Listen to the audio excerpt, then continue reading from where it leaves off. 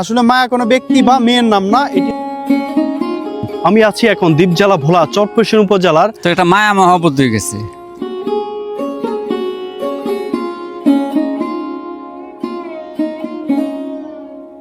আমি আছি এখন দ্বীপ জেলা ভোলার চরপেশন উপজেলার আহমদপুর ইউনিয়ন এবং কলমি ইউনিয়নের মাঝামাঝি মায়া ব্রিজের উপর দাঁড়িয়ে।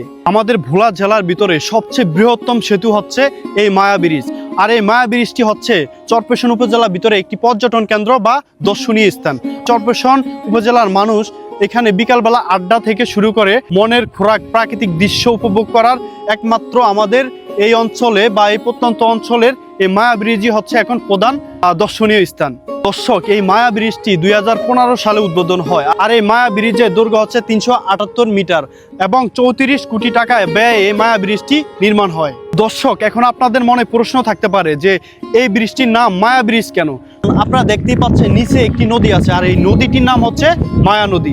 আর এই মায়া নদীর উপরে এই ব্রিজটি নির্মাণের কারণে এই ব্রিজটির নাম দেওয়া হয়েছে মায়া ব্রিজ। আমি এখন যে জায়গাটিতে দাঁড়িয়ে আছি এটি হচ্ছে কলমি, আর ওই অপার হচ্ছে আহমদপুর, সাবেক নুরাবাদ ইউনিয়ন। এক সময় এই পার আর ওই পারের মানুষের ভিতরে তেমন একটা ভালো আন্ডারস্ট্যান্ডিং বা যোগাযোগ ছিল না।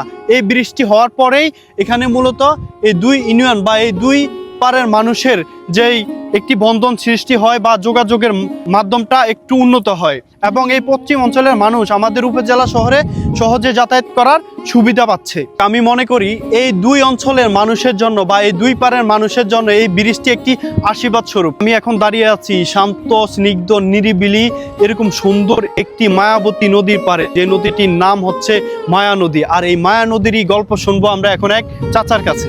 ভালো আছেন চাচা? আলহামদুলিল্লাহ, আল্লাহ ভালো রাখছে।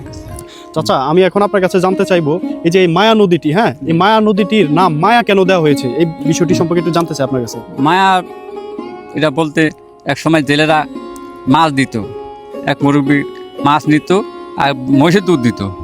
তো এটা মায়া মহব্বত হয়ে গেছে। তা মায়া মহব্বত হয়ে গেছে, তারপরে ওখানে ওই জেলেরা আইলে ওই মুরব্বীর বাসা যা মাছ নিয়ে আর মুরব্বী দধি বসা রাখতো, দধি দিত, দুধ দিত, দিলে তারপরে জেলেরা যাইতো। এইভাবে বহু বছর আগের কথা আর কি। কোনো নাম ওখান থেকে উঠে আছে মায়া নদী। মায়া এটা মায়া মহব্বত হয়ে গেছে, মায়া মহব্বত। ওই মুরব্বীর বাসাটা একবার নদীর কাছে ছিল, মহিষ রাখতো আর কি। এই নদীর পারে একজন রাখাল ছিল, তো রাখালের বেশ কয়েকটি মহিষ ছিল, এক কথায় বলা যায় বাতেন, মহিষের বাতেন ছিল। তো উনি হচ্ছে এখানে দধি করত। আর এখানকার এসব নদীতে যে জেলে ছিল বা ওপারের যে জেলেরা ছিল, এই রাখালের কাছ থেকে এসে তারা মাছ দিয়ে দধি সংগ্রহ করত। আর সেই থেকেই তাদের ভিতরে একটা মায়া মহব্বত সৃষ্টি হয় রাখাল এবং জেলেদের ভিতরে। তো এই জেলেরা বিভিন্ন জায়গায় বলতো যে আজকে আমরা মায়ার কাছে যাব। আসলে মায়া কোনো ব্যক্তি বা মেয়ের নাম না, এটি হচ্ছে জাস্ট ওনাদের ভিতরে যেই একটি মায়া মহব্বত সৃষ্টি হয়েছে সেই মায়া।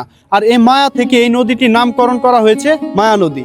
তো চাচা, আপনাকে অনেক অনেক ধন্যবাদ, ভালো থাকবেন। আলহামদুলিল্লাহ।